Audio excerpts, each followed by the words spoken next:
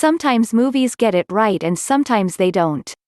When it comes to depicting controversial life scenarios such as terrorism, tragedy or mental disturbance, there is an especially fine line between accurate and ridiculous. On this list are much talked about movies that set the tone for depicting mental disorders. Warning, this list contains spoilers, 10 disturbing videos of violence and insanity. Premise player placeholder. 10 Matchstick Men, 2003.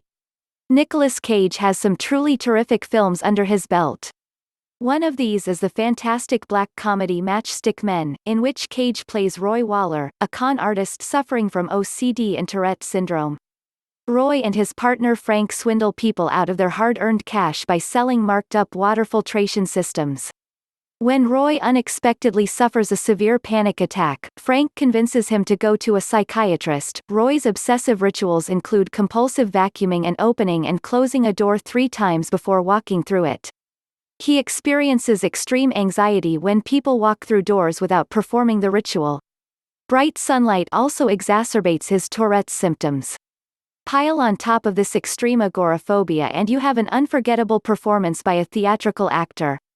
He embodies the personality of someone with extremely conflicted emotions, such as when he stares at his hand after a phone number has been written on it, or when his 14-year-old daughter opens a beer and slugs it. Nicolas Cage immerses himself in the role of Roy Waller, complete with facial tics and loud exclamations, virtually radiating anxiety and paranoia. 9 Betty Blue, 1986. Betty Blue begins with an erotic, red-hot love affair between a man in his 30s named Zorg and 19-year-old Betty. Everything is great for a while until the two get into a heated argument and Betty smashes up their love shack. She eventually burns it down, after which the couple move to the outskirts of Paris. Betty's temper keeps flaring and she even stabs a pizzeria patron with a fork. Meanwhile, Zorg is trying to get published but keeps getting rejected by publishers. He hides the rejection letters from Betty, but she finds one and slashes the face of the publisher. Betty's mental health continues to deteriorate throughout the film as she starts hearing voices, hacking off her hair, lures a young boy away from his mother and eventually gouges out her own eye. Then Zorg receives a phone call from a publisher who tells him he loved his manuscript and wants to publish his book. In a very dark twist, Zorg smothers Betty with a pillow, after which he returns home to finish the soon-to-be-published book. 8 We Need to Talk About Kevin, 2011. When We Need to Talk About Kevin was released in 2011, it had the desired effect of getting people to talk about the movie. Based on a novel by Lionel Shriver, the film sets out to highlight the symptoms of antisocial personality disorder and make people very uncomfortable at the same time. It is clear right from the get-go that Kevin hates his mother, Eve, and it seems to be a reaction towards her resentment of him. She used to travel for work but now must stay home to be mother to a son that can't stand her. Kevin continually acts out, notably when he pours drain cleaner onto his sister's face, causing the 6-year-old Celia to lose an eye. The movie takes a dark turn when Kevin, at the age of 15, murders both his sister and father with a crossbow. He then proceeds to lock several students into his high school's gym and murders them as well. Kevin is locked up in juvenile prison and diagnosed with antisocial personality disorder. Although the movie never explicitly uses the term psychopath, it is clear that Kevin's behavior is psychotic with a violent outlet. 7 Hush. Hush, Sweet Charlotte, 1964. Hush. Hush, Sweet Charlotte is a psychological thriller that stars Bette Davis and Olivia de Havilland. Davis plays Charlotte Hollis, who plans to marry her already married lover, John Mayhew. John is brutally murdered shortly after a confrontation with her father and Charlotte discovers his body in the summer house. Everyone assumes Charlotte is the murderer while she is convinced it was her father. Skipping to 1964, Charlotte is a wealthy old maid whose mental health is failing her. She displays all the characteristics of a person slowly losing their mind. She drifts between sanity and insanity, including hallucinations, based on her immediate surroundings, and it is fascinating to watch. After her cousin, Miriam, played by Haviland, moves in with her, Charlotte starts hearing a harpsichord playing a song John wrote for her and is haunted by John's severed head. When Charlotte discovers Miriam has known all along that John's wife murdered him and has been blackmailing her for years, she kills her. At the end of the film, when Charlotte is being driven away to an asylum, an envelope is handed to her containing John's wife's confession to his murder.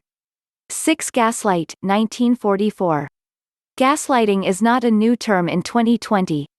It was coined when the movie Gaslight first graced the silver screen in 1944. In the movie, a husband cunningly manipulates his wife to the extent that she starts believing she is going insane.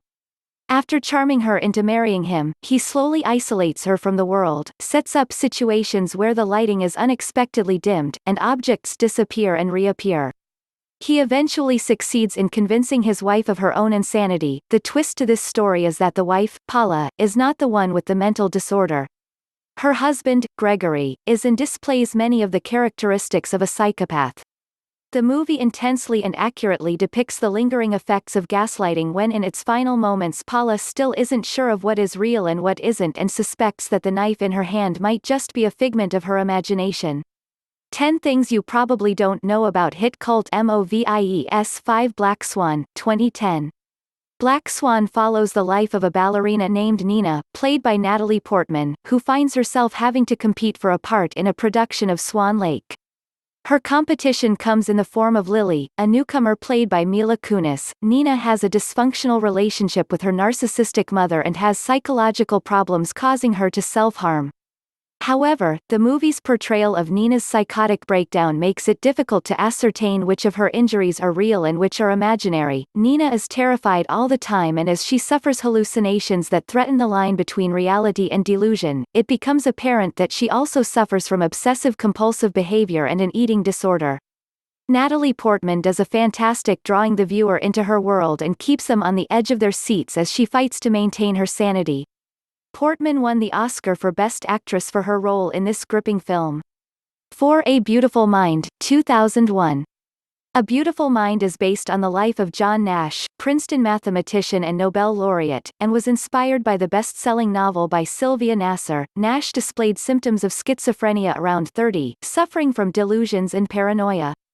He was in and out of hospital as the years went by and didn't always stay on his antipsychotic medication. In the movie, Nash is brought to life by Russell Crowe, who does a great job portraying a character that is not always in control of his own mind and suffers paranoid schizophrenic hallucinations.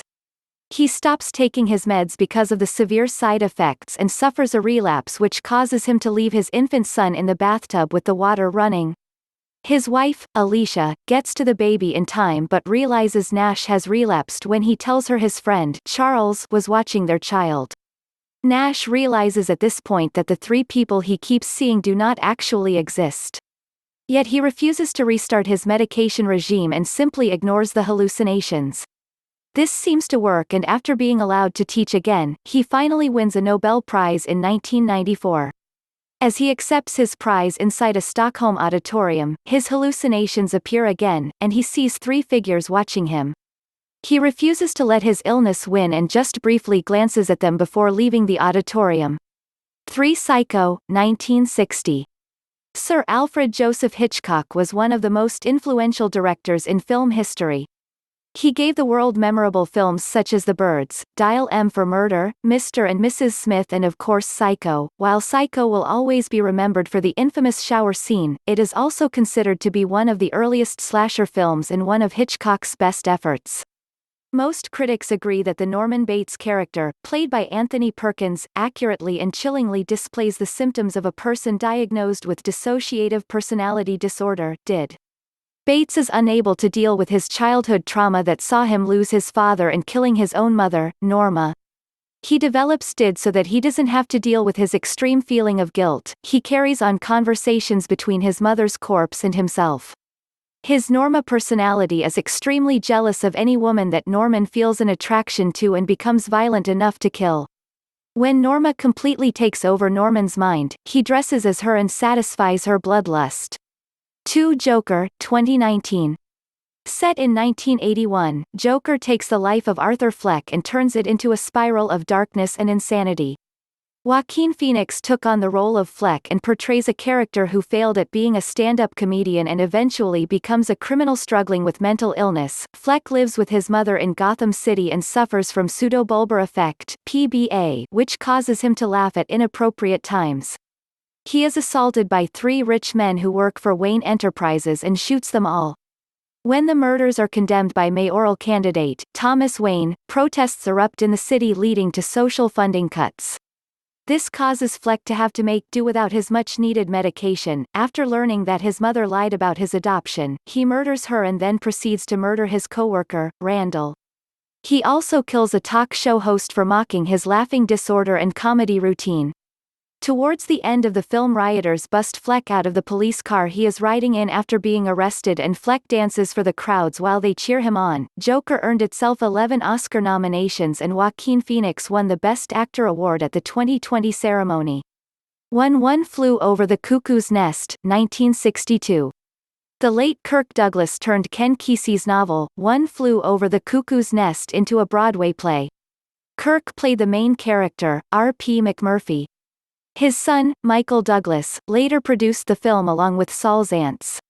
The movie was shot in an actual mental hospital in Oregon, and Douglas roped in some excellent actors including Louise Fletcher, Danny DeVito and Jack Nicholson. The place is a melting pot of mental disorders, but it soon becomes apparent to the viewer that R.P. McMurphy is faking his insanity and instigates mayhem in the hospital to avoid being handed a custodial sentence.